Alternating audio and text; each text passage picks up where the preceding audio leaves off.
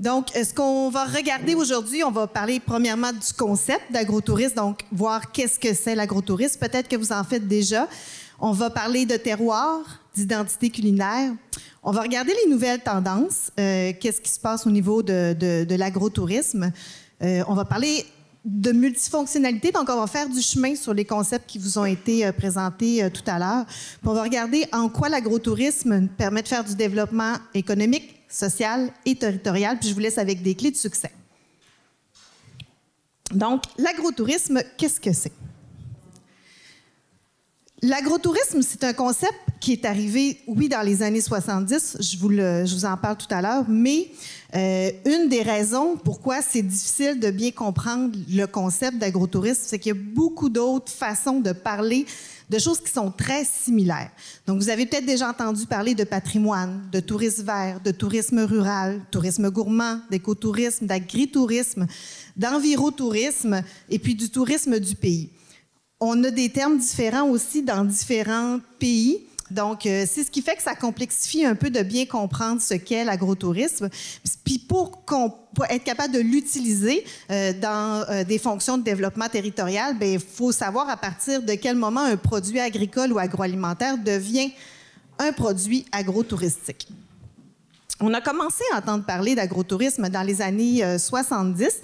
C'est une étude qui avait été dirigée en 1973 par le MAC, le ministère de l'Agriculture et de la Colonisation, qui précisait que l'agrotourisme, qui englobait toutes les forces d'activité visant la mise en valeur des ressources de la ferme par un agriculteur et ayant pour but la création de l'hébergement de touristes ou de toute autre activité à la ferme. Fait qu'on se remet dans les années 70 où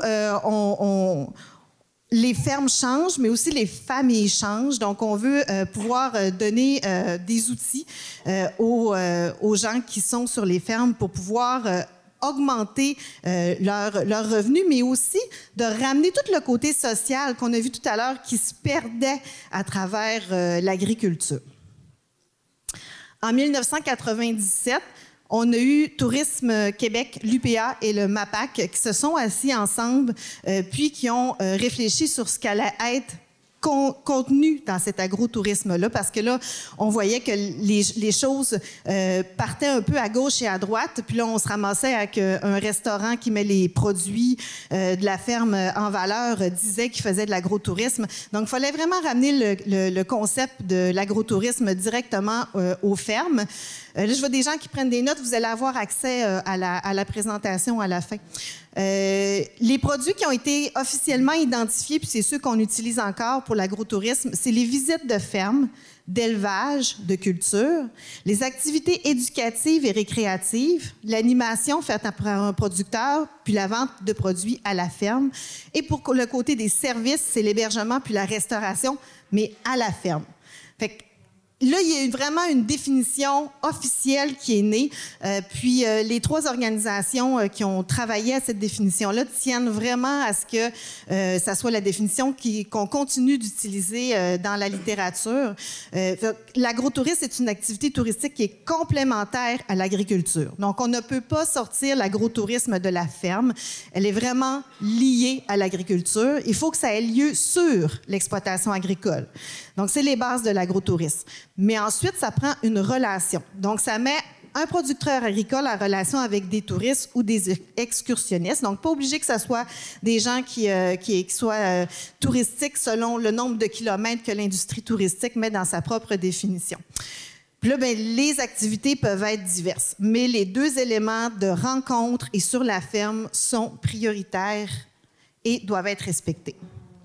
Puis là, depuis 2021, on est dans une autre ère. On est dans une ère de structuration parce que il y a eu Terroir et Saveurs, qui est l'association touristique sectorielle en agrotourisme et tourisme gourmand, qui a travaillé avec le réseau des économusées pour venir structurer le Québec, structurer la province. Donc, ils ont réuni l'ensemble des intervenants qui étaient impliqués dans différentes étapes de consultation. Puis, il y a un plan provincial qui a été mis pour vraiment venir structurer le tourisme gourmand et l'agrotourisme. Donc, les développements qu'on fait dans chacune des régions présentement sont régis un peu ou inspirés de par cette planification-là qui était sur 3 ans. Fait que si on se remet dans l'historique, la ligne du temps, ça a été vraiment comme dans les années 70 où on a eu l'élaboration d'un produit qui était spécialisé en milieu rural avec les gîtes à la ferme. Puis les gîtes à la ferme, c'est ce qui est devenu ensuite les gîtes du passant. Donc c'est quand le gouvernement a amené les gens à se structurer pour les gîtes à la ferme qu'ensuite on a sorti le concept de la ferme puis c'est devenu les gîtes du passant qu'on connaît aujourd'hui. Donc première période, c'est là que ça naît. On s'inspire des autres pays où on fait de l'agrotourisme. Dans les années 90, là, on a vraiment une émergence. Donc, on commence à voir de plus en plus de sites agrotouristiques. C'est là que naît la route des vignobles et des cidreries, le rendez-vous agrotourisme en Estrie, la route des saveurs dans Charlevoix. Donc, on commence à voir vraiment des premières étapes de structuration. Puis dans les années 2000, ça explose. C'est là qu'on a vraiment une multiplication et où on se ramasse avec un besoin de venir structurer le tout. L'agrotourisme va venir servir le développement du territoire. Je vais vous expliquer pourquoi. Mais il faut d'abord comprendre deux concepts principaux. Il y a le concept de terroir. Donc, le terroir est un concept qui nous permet de comprendre comment certaines composantes vont venir faire une différenciation dans un produit. Donc, il y a le côté de tout ce qui est territoire. Il y a de ce que les gens et le savoir-faire. Puis dans le concept de terroir, bien, c'est ces trois éléments-là, territoire, gens et savoir-faire, qui vont faire la différence dans un produit. C'est une façon de venir positionner un produit de façon différenciée qui va permettre, entre autres, aux entreprises de pouvoir se battre contre tout ce qui est multinational et venir prendre une place sur les épiceries. Ça vient répondre aussi aux besoins du consommateur. Mais ça, ce côté terroir-là, il va venir aussi apporter des éléments structurants au niveau du développement du territoire. Il y a au niveau des valeurs économiques, donc le terroir va venir donner une valeur qui va être supplémentaire aux produits et aux services au niveau économique. Il y a la valeur marchande directement des produits et puis il y a la valeur culturelle aussi. Donc, quand on va venir travailler le terroir, bien, on va pouvoir venir valoriser tout ce qui est aspect culturel d'une communauté. Le deuxième concept sur lequel il faut aussi réfléchir et qu'il faut avoir en tête quand on parle d'agrotourisme et de tourisme gourmand, parce que je vais vous parler aussi de tourisme gourmand, c'est le terroir. Pas le deuxième, c'est l'identité culinaire, pardon. Je finis ça avec le terroir parce que c'est un exemple sur les vins qui est vraiment intéressant.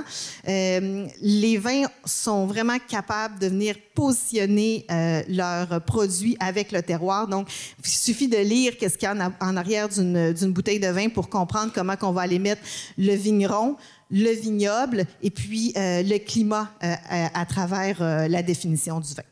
Donc, ce que je vous disais, l'autre concept, c'est l'identité culinaire. Donc, les deux sont complémentaires. C'est deux concepts qui sont différents.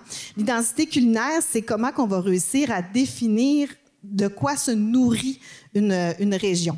Il y a les éléments vraiment aliments, mais il y a aussi les aliments habitudes. C'est important parce que c'est ce qui va permettre à une population de s'identifier, puis ensuite de consommer local. Fait qu'il y a un sentiment de fierté à aller travailler à travers ça. Donc, le image est un petit peu flou, mais si on regarde la première à gauche, on a des tacos. À quel pays ça vous fait penser? Au Mexique. Le deuxième, l'Italie, avec les pâtes. La Gaspésie, avec les guedilles au homard. Puis notre troisième, la tourtière, le Saguenay-Lac-Saint-Jean. Donc, vous voyez que c'est super important de venir travailler ces éléments-là parce que en étant un très jeune pays, en étant une jeune province et quand même une jeune région, si je compare avec l'Italie, là, bien, cette identité culinaire-là, il faut la faire naître. Puis il y a des activités qu'on peut faire, puis des stratégies qu'on peut adopter, comme celle de la zone boréale, qui va permettre de venir travailler cette identité culinaire-là pour que, de façon naturelle, les gens consomment local. Puis pour consommer local, bien, il faut d'abord savoir c'est quoi qu'on mange au niveau local. Au niveau de l'agrotourisme, il y a une nouvelle tendance qui est vraiment intéressante, puis ça complète bien ce que Sabrina vous amenait, c'est qu'on vend différemment maintenant l'agrotourisme. Au début, dans les années 90, quand on a commencé à parler d'agrotourisme, on en parlait dans un contexte de tourisme rural. Puis juste à redire ça, on revoit la lourdeur de la présentation de tout à l'heure, que ça allait mal, qu'on voulait attirer les gens, on devait faire valoir que c'était correct d'être rural, puis venez nous voir, on n'est pas des monstres, puis on fait bien ça. Fait qu'il y avait côté, on voulait attirer les gens à venir nous voir, comme si on était un peu des bêtes de foire, comme si on allait visiter le rural, comme si on allait aux Zoos de Saint-Félicien. Maintenant, on n'est plus là, au moins. On nous voit un peu moins de façon aussi reculée. Puis la nouvelle façon de vendre l'agrotourisme, c'est beaucoup plus positif et c'est en termes de tourisme gourmand. Donc, c'est vraiment nouveau qu'on vient placer l'agrotourisme dans un terme de tourisme gourmand. Puis c'est vraiment intéressant de le placer comme ça parce qu'on est dans une attitude qui est beaucoup plus positive. Puis on peut davantage toucher de style de consommateur. Les consommateurs, d'ailleurs, ont des tendances de consommation auxquelles l'agrotourisme va venir répondre. Premièrement, on voit dans les études qu'ils sont vigilants et responsables, qu'ils sont soucieux de leur santé, puis qu'ils sont à la recherche d'expériences authentiques. Fait que l'agrotourisme est un produit qui vient répondre à ces tendances de consommation-là. Le client, il va en agrotourisme, il va à la ferme pour découvrir les produits du terroir et les produits régionaux, pour y pratiquer des loisirs, échanger avec les producteurs, acquérir des connaissances à propos des caractéristiques régionales et puis baigner dans une atmosphère bucolique. Ça, là, je ne vous fais pas la présentation agrotourisme en vous disant comment faire de l'agrotourisme, mais gardez beaucoup l'atmosphère bucolique, puis gardez aussi en tête que ce que vous avez comme produit a une valeur monétaire. Donc, vous vendez un paysage, vous vendez comment vous prenez soin de ce paysage-là. Puis c'est important parce que l'agrotourisme, c'est pas gratuit. Puis souvent, quand les gens se lancent en agrotourisme, ils disent, pourquoi les gens paieraient chez nous? Allez dans votre champ, manger à une table de pique-nique, ça vaut de l'argent. Vous pouvez charger pour ça, puis il y a des gens qui sont vraiment intéressés à ça. J'ai regroupé les données de 2 études différentes, donc un portrait qui a été fait en 2018 et un en 2022. Les 2 portraits sont faits par l'Association en tourisme gourmand. Donc, pour ce qui est de qui est attiré par l'agrotourisme, c'est pas mal un tiers, un tiers, un tiers. Les fervents, les habitués, puis les occasionnels. Fait que ça veut dire qu'on ne peut pas miser plus sur un que sur l'autre. Fait qu'autant ceux qui vont venir chercher leur panier d'épicerie, compléter leur panier d'épicerie toutes les semaines, autant que celui qui est de passage puis qui est un touriste qui voit une pancarte sur le bord de la chemin, que celui-là qui va y aller 3 fois dans l'année, mais à tous les ans, ou qui va aller faire sa cueillette de camerises à tous les ans. Donc, c'est vraiment un tiers, un tiers, un tiers pour ceux qui vont faire de l'agrotourisme.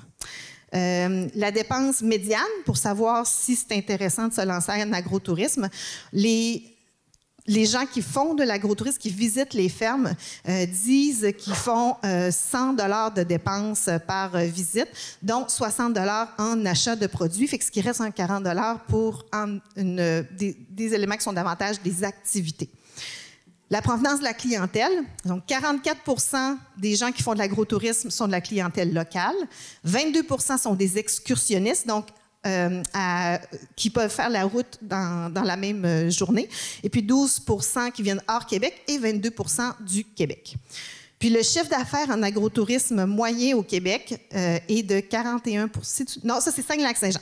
Le chiffre d'affaires en agrotourisme et tourisme gourmand au Saguenay-Lac-Saint-Jean représente 41 du chiffre d'affaires, donc 85 000 $. Et puis, c'est très maigre à comparer à ce qu'il y a ailleurs au Québec, fait qu'il y a vraiment beaucoup de place pour le développement. Tout à l'heure, on vous a parlé de multifonctionnalité d'agriculture. C'est aussi intéressant de voir la multifonctionnalité au point de vue agrotouristique. Puis vous allez voir qu'on fait vraiment seulement remplacer l'agriculture par le terme agrotourisme, puis ça prend tout son sens. Mais il y a 2 industries qui sont principalement intéressées par l'agrotourisme, et c'est la production agricole et l'industrie touristique. Donc, l'activité touristique va être vraiment intéressante pour une ferme parce que ça va amener une clientèle nouvelle à l'entreprise agricole, puis ça permet une démocratisation puis une promotion du produit et du métier. Puis ça peut aussi aider à stabiliser économiquement le secteur. De l'autre côté, pour l'industrie touristique, bien, c'est intéressant parce que le produit agricole, une fois valorisé, contribue à l'offre touristique, puis ça permet de le diversifier, puis ça offre une alternative vraiment plus authentique aux gens qui veulent faire leurs activités, puis on le sait qu'ils recherchent ça. Puis ça contribue à une meilleure définition de notre identité culinaire. Puis le consommateur là-dedans, bien, le consommateur, il est tout mêlé. Fait, lui, on ne lui parle pas de termes, on ne lui parle pas de concept, on fait juste lui offrir une activité. Il n'y a pas besoin de comprendre les concepts sont là pour le développement régional. Mais il y a des côtés qui sont un peu plus glissants aussi. C'est ce qui fait que la production agricole et l'industrie touristique vivent parfois quelques tensions. Parce que la réalité de la production agricole est vraiment différente que celui qui va avoir un simple... Bien, simple. C'est pas si simple avoir un musée, mais mettons avoir un musée. L'activité touristique a des impacts potentiels comme la perturbation des activités agricoles, des risques de contamination, une pression sur les ressources naturelles, puis des complications réglementaires. Puis on s'entend que c'est pas quand on est dans les champs puis dans les travaux qu'on a toujours le temps de vraiment accueillir un touriste à la ferme. Pour l'industrie touristique, bien, le produit est présenté aux touristes, fait qu'il faut qu'ils répondent aux attentes d'un touriste. Ce sont des consommateurs, puis on veut avoir une certaine qualité pour les gens qui viennent quand on vend la destination. Donc, ils sont soucieux de la qualité qu'on va offrir. Puis le consommateur, là-dedans, bien, tout ce qu'il a besoin, c'est d'être bien renseigné. Il faut qu'il comprenne que quand il va vivre de l'agrotourisme, bien, il n'y aura pas des heures d'ouverture fixes. Puis il n'y aura pas des produits qui seront toujours les mêmes puis toujours normalisés. Fait qu'il y a des organisations duquel c'est le travail de vraiment aller expliquer ce qu'est l'agrotourisme. Puis en même temps, on fait le travail aussi entre les deux industries pour qu'elles se comprennent l'une et l'autre.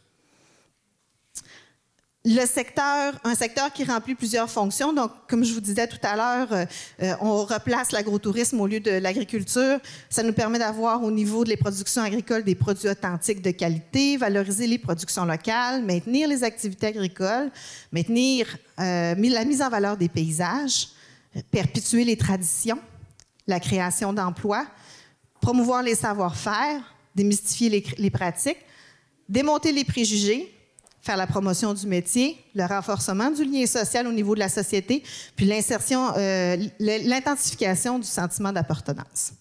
Au niveau du développement économique, pour ce qui est de l'agrotourisme au Saguenay-Lac-Saint-Jean, c'est 4 millions de retombées économiques directes pour le PIB, 290 emplois directs annuellement et un 424 cas de revenus directs pour les gouvernements. Fait que c'est intéressant d'aller miser en agrotourisme.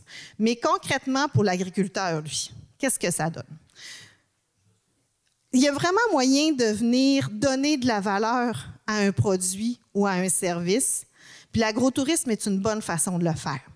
Fait que ça va permettre la diversification des sources de revenus, la diversification des méthodes de mise en marché, l'augmentation de la valeur des produits et services, puis un lien avec le consommateur direct qui va lui permettre de soit créer une fidélisation ou non, au contraire, une meilleure compréhension des besoins et des attentes. Fait qu'en ayant un contact direct avec le consommateur, bien, il est capable d'avoir le retour sur son produit et sur ses services. Puis quand je vous parle d'augmentation de la valeur, bien, on peut faire le même parallèle avec un service qu'avec un produit. Fait que si on a une pomme, elle va avoir une certaine valeur. Si on la transforme en jus, on augmente la valeur. En vinaigre, on augmente encore. En cidre de glace, encore de la valeur supplémentaire. Donc, en transformant un produit, on est capable de vraiment multiplier la valeur de la pomme. Fait que si on fait une vente au courtier, au grossiste ou au détaillant, bien, on donne une valeur à notre produit, à notre service. Mais si on fait la vente à la ferme, bien, on augmente notre marge de profit. On est capable de mettre un prix différent. Si on fait la consommation à la ferme, on augmente encore la valeur de notre produit. Puis si on fait la consommation à la ferme dans un cadre d'expérience agrotouristique, valeur supplémentaire. Donc, c'est vraiment intéressant pour les agriculteurs, la production agricole, de pouvoir venir vendre en agrotourisme. Je vous laisse dans le PowerPoint la pyramide de l'expérience client parce que c'est ça qui est important. C'est vraiment l'expérience client qui fait partie du cœur du succès de l'agrotourisme et de sa valeur. Oups. Donc, c'est important de pouvoir y aller et vous avez un lien cliquable vers des informations supplémentaires. Il y a une étude qui a été faite sur les retombées socio-économiques et touristiques de l'agrotourisme au Québec. Dans cette étude-là, vous avez un peu la démonstration des éléments dont je vais vous parler. Fait que vous allez avoir à différents endroits les extraits de l'étude, vous les retrouvez avec le petit logo. Il y a aussi la découverte des produits du terroir qui les intéressent et ils ont un grand intérêt pour rencontrer les habitants locaux. Ils veulent comprendre leur mode de vie, leurs traditions, leurs coutumes et leur culture, puis ça diffère d'une région à l'autre. L'agrotourisme permet de découvrir la région d'une manière plus intime en leur offrant une expérience immersive. Ici, vous avez le Golden Circle de Simon Sinek qui explique une nouvelle façon de faire les affaires puis de voir les affaires. Quand on était dans les années 90, on vendait tout simplement un produit. Maintenant, avec le fait aussi que les sociétés ont changé puis qu'on a davantage de temps pour nous, on fait les choix de façon différente. Donc, le graphique de droite, qui est vraiment les cercles, explique que le consommateur va faire un choix selon ses valeurs profondes, le why. Après, il va voir le how, donc comment je vais y répondre, puis ensuite le what. Fait que le but, c'est pas faire de l'autocueillette de bleuets. Le but, c'est se sentir en connexion avec son territoire, de trouver ça beau, d'être en contact avec la nature, de prendre connaissance du développement des fruits. Donc, c'est tous ces éléments-là qui vont pousser quelqu'un à faire de l'agrotourisme. Puis c'est important de le comprendre ensuite pour être capable de mettre nos éléments en valeur. Donc, on ne va pas vendre juste l'autocueillette de bleuets. On va vendre l'activité et le pourquoi on le fait. Puis du côté du cerveau, ben c'est comme ça que le consommateur va prendre sa décision. Du côté des cercles, ben c'est comme ça que l'entreprise doit vendre son service. Mais qui sont ceux qui vont venir faire de l'agrotourisme? Le premier, ça va être le changeur d'air. Donc, c'est là où on va avoir celui-là qui va vraiment vouloir vivre le contraire de ce qui est habitué de vivre. On va avoir l'émotif contemplateur. Donc, c'est celui qui vibre par les paysages, qui va aller se promener, qui va trouver ça beau, qui va être ému par un paysage, par un coucher de soleil.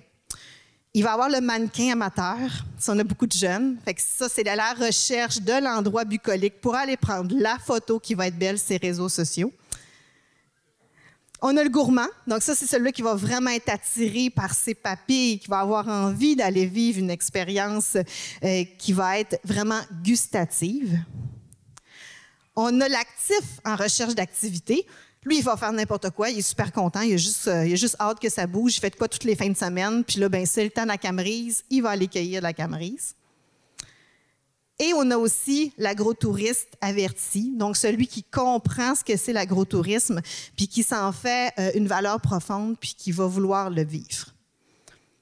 En mettant tout ça en valeur, en développant l'offre agrotouristique d'un territoire, on a aussi des effets sur les habitants locaux.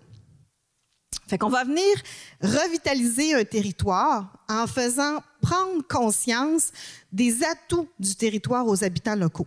Ils vont prendre conscience qu'il y a des beaux paysages, ils vont prendre conscience qu'il y a un patrimoine vivant, puis ils vont prendre conscience de l'alimentation locale. Ça va aussi offrir une diversification de l'offre d'activité aux consommateurs, à l'habitat local, parce que lui aussi est content d'aller faire une activité avec sa famille la fin de semaine ou pour n'importe quelle autre raison dont je vous ai nommé tout à l'heure. Il va y avoir un renforcement de l'identité culturelle aussi. On comprend mieux ce qu'on est, puis mieux on comprend ce qu'on est, plus on en est fier, puis plus il y a une solidification des liens entre les locaux.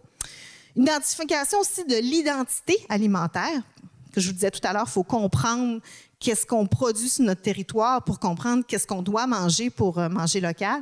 Puis il y a vraiment une intensification du sentiment d'appartenance. Donc, quand le sentiment d'appartenance est fort, bien là, tout découle. On va avoir davantage d'implications au niveau des municipalités, puis on va pouvoir avoir comme ça une vie beaucoup plus beaucoup plus vivante. Les clés de succès, si vous voulez vous lancer en agrotourisme, il y a un lien cliquable qui vous amène vers la boîte à outils. Vous avez tous les documents du MAPAC, de l'UPA, de la table agroalimentaire, puis des associations sectorielles.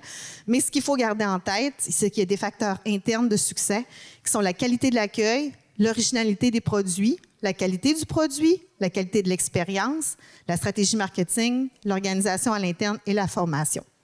Il y a aussi des facteurs de succès qui sont externes, le mariage et le réseautage, l'accompagnement professionnel, la localisation, le financement, la qualité du paysage, la promotion, l'interprétation de l'offre, la signalisation. Les pièges à éviter, il faut vraiment se planifier, pas y aller de façon instinctive, le faire sans intégrer les réseaux officiels. Grande erreur, donc Agrotourisme Saint-Lac-Saint-Jean, l'Association touristique régionale. Ne pas charger, erreur, il faut vraiment charger pour le produit. Puis, il faut vous différencier. Donc, l'agrotourisme est vraiment importante. Puis, il y a une citation comme ça qui m'inspire beaucoup en lien avec l'agrotourisme. Ça vient du magazine Caribou. Ça dit « Pour prendre soin d'une agriculture de proximité qui nous nourrit aujourd'hui et qui pourra le faire encore demain, on doit d'abord la reconnaître, s'y intéresser, être curieux, enrichir sa culture alimentaire. C'est ce que l'agrotourisme propose de faire, les bottes dans le champ et les cheveux dans le vent. Et c'est tout sauf anodin. Voilà.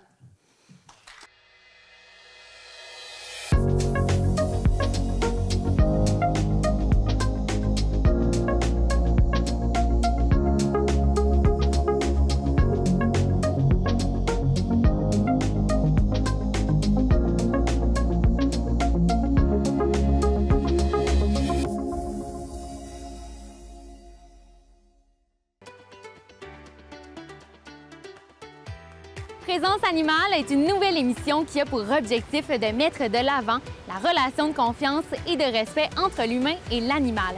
Chaque semaine, nous allons à la rencontre des gens passionnés qui nous feront découvrir l'importance de la sensibilisation, de la confiance avec l'animal et aussi de démystifier certains préjugés. Suivez-moi dans cette belle aventure!